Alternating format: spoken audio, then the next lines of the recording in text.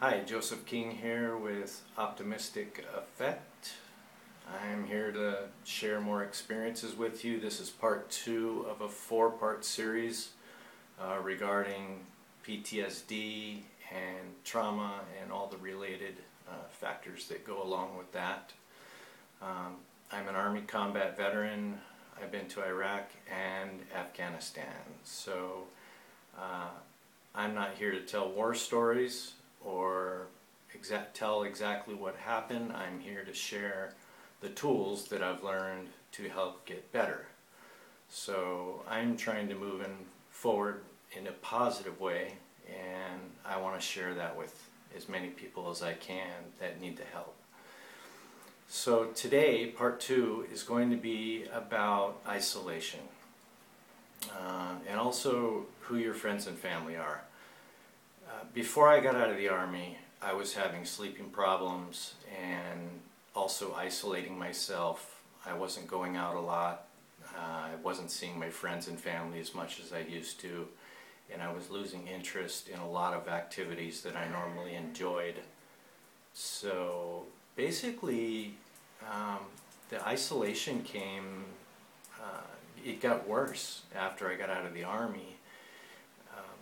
I would sit in my house, I'd call family members just to stay in touch, because that's what, the professionals told me to do, stay in touch with family and friends. And what I found is a lot of them were not taking me seriously.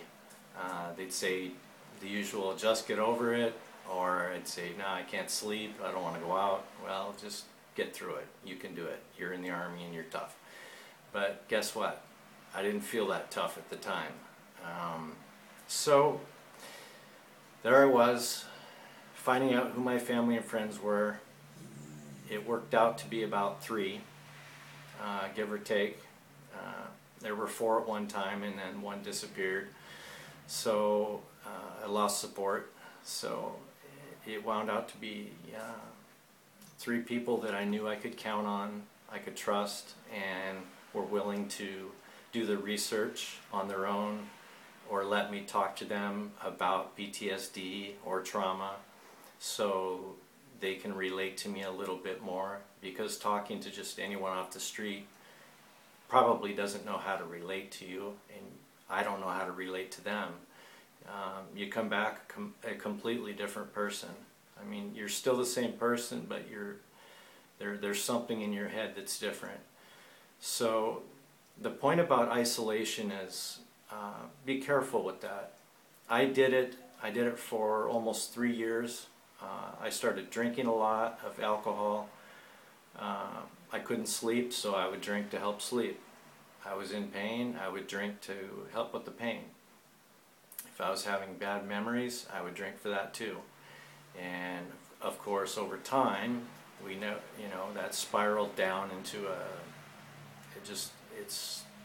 it's a bottomless pit.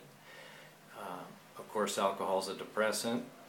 Most of us know that. So if you're on medications that are meant to counter that, then alcohol is not helping you. So I'm not here to be the alcohol police or suggest that anyone stops drinking. I'm just sharing that experience that I had. Once I cut the drinking and stayed on regular medications from the professionals, I stopped with the isolation and started getting out a little more.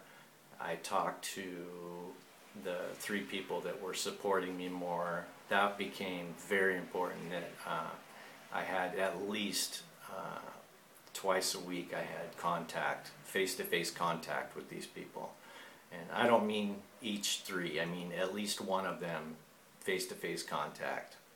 And minimum phone calls, phone calls to everybody every week, because of course everybody's worried about me at the time, and less now, luckily.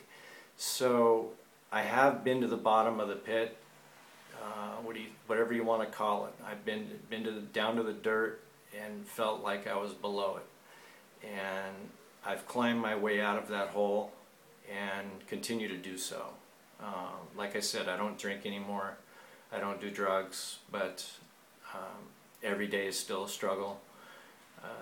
It's learning how to adapt to being home, dealing with everyday life, and like you may have heard in some of the other videos, you miss being deployed overseas because it's the adrenaline rush, you miss it, and that's absolutely true.